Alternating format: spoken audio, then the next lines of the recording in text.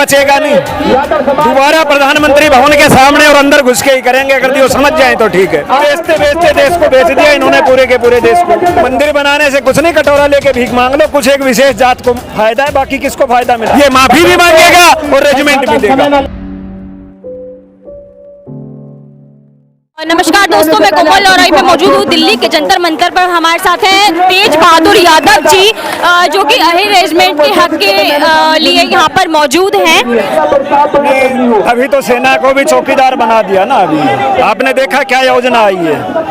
आज तक सारी किसी देश के इतिहास में ऐसा सुना है कि सेना को भी प्राइवेटकरण हो रहा है। अगर दी सेना हितैषी होते तो क्या सेना के साथ ऐसा व्यवहार करते? और सबके सामने है। तो फिर बिहार के अंदर ये आंदोलन उठा, यूपी के अंदर आंदोलन, हरियाणा में सब जगह आंदोलन क्यों? युवा बेवकूफ थे, सिर्फ देश को मूर्ख बना रहे और कुछ भी नहीं। मोदी जी देश को बेवकूफ बना रहे और इससे ज्यादा क्या है? चाहे बेचते बेचते देश को बेच दिया इन्होंने, पूरे के पूरे देश को। कोई भी ऐसी संस्था बता दीजिए जो मोदी की नजर में आए जिसको नहीं बेचा हो। देश में बचा क्या है?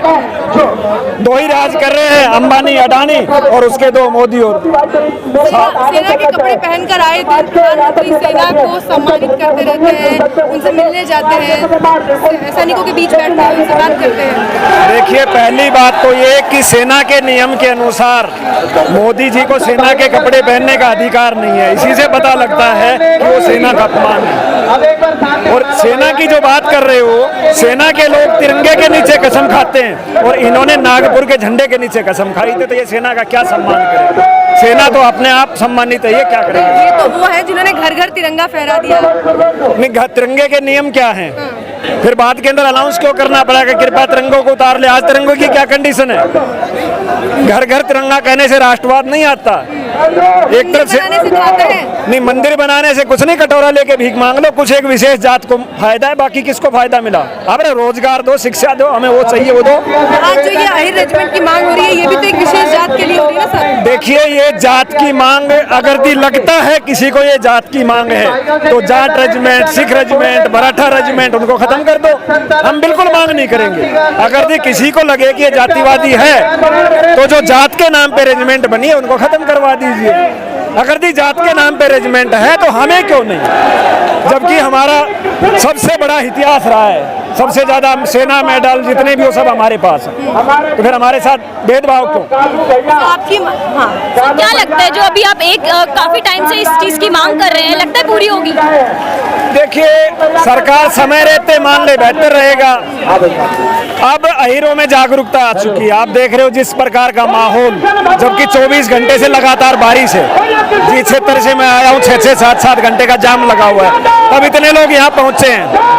तो अगली बार प्रधानमंत्री भवन बचेगा नहीं। दोबारा प्रधानमंत्री भवन के सामने और अंदर घुस के ही करेंगे, अगर वो समझ जाए तो ठीक है। धमकी दे रहे हैं आप? बिल्कुल लड़ेंगे, जब तक रेजिमेंट नहीं मिलेगी तब तक लड़ेंगे, और लेके रहेंगे 24 से पहले। तो या तो ऐसी कुछ बातें किसानों ने कही थी, किसानों ने भी चुनावों में कहा था कि वोट की चोट देंगे सरकार से, एमएसपी की गारंटी। उन्होंने जो कही थी कि जब तक बिल वापस नहीं लोगे हम घर नहीं जाएंगे, बिल वापस लिए, हम भी थे किसान।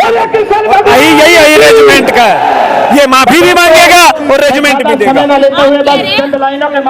कह रहे हैं कि मंदिर से किसी का पेट नहीं भरेगा, मंदिर से किसी का पेट नहीं भरेगा, लेकिन यहाँ पे देखिए श्री कृष्ण के नारे लग रहे हैं। कृष्ण, भगवान श्री कृष्ण को जो लोग नहीं जानते वो लोग ऐसा कह रहे हैं। भगवान श्री कृष्ण पहले एक व्यक्ति ऐसे थे जिन्होंने इंद्र का विरोध किया था। वो एक बुद्धिजीवी और पढ़े लिखे व्यक्ति थे, वो अच्छे ज्ञाता थे, एक साइंटिस्ट थे। वो पूजने के लिए नहीं, सबसे पहले योगी राज अगर दी कोई गीता को समझ ले तो समझ में आएगी कि मूर्ति पूजा के घोर विरोधी अगर दी कोई था तो वो कृष्ण जी थे। व्यक्ति कह रहे हैं वो तो आराध्य है लोगों के, भगवान है।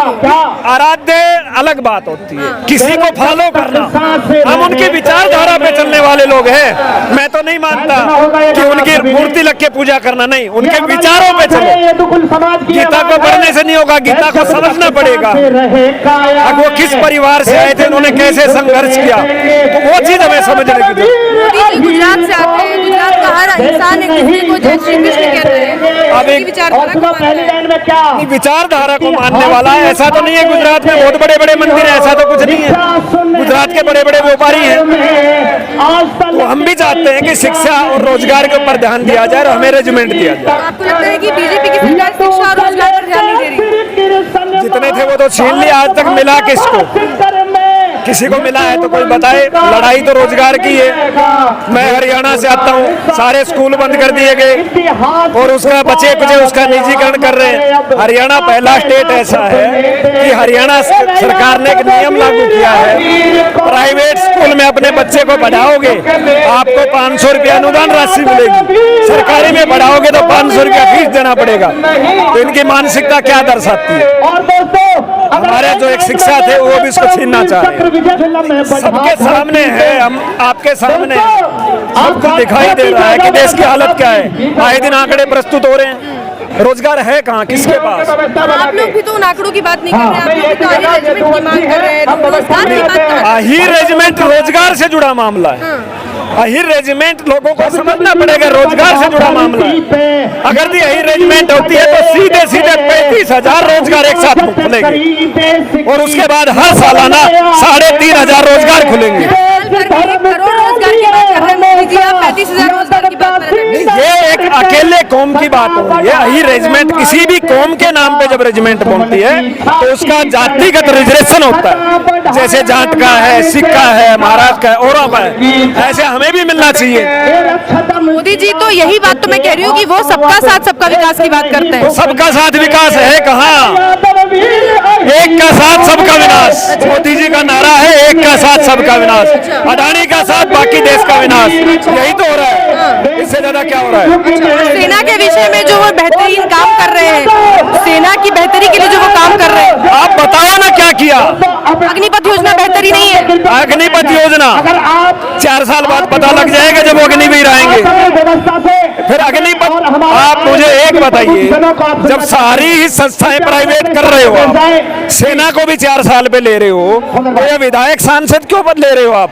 इनको भी बना दो, संसद सदनवीर बना दो, देश का राष्ट्रपति प्राइवेट कर दो, प्रधानमंत्री भी प्राइवेट कर दो, सबको कर दो ना। इनको सरकारी क्यों रखा है?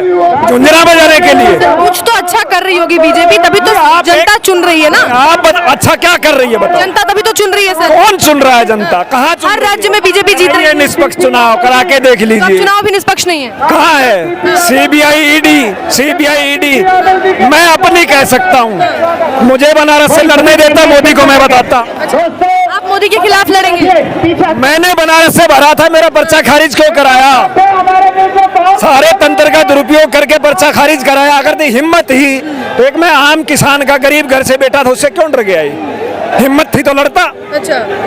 और 24 में भी कहता हूँ हिम्मत है तो लड़के दिखा। ईडी सीबीआई सारी संस्थाओं का अपने फायदे के लिए। मुझे सीडी ईबीआई कोई खतरा नहीं, मैं आम आदमी हूँ। सारी एजेंसियां लगा दे, लेकिन उसको पता था कि ये तुझे हराएगा तो मेरा पर्चा खारिज कराया। लड़ने दे। आने वाले जिन राज्यों में चुनाव है वहाँ पर कैसे आप लोग इस आंदोलन को लेकर जाएंगे? समय बताएगा, देखते हैं। खबरों में बने रहने के लिए फोरम 4 को सब्सक्राइब करें और नोटिफिकेशन पाने के लिए बेल आइकन दबाएं।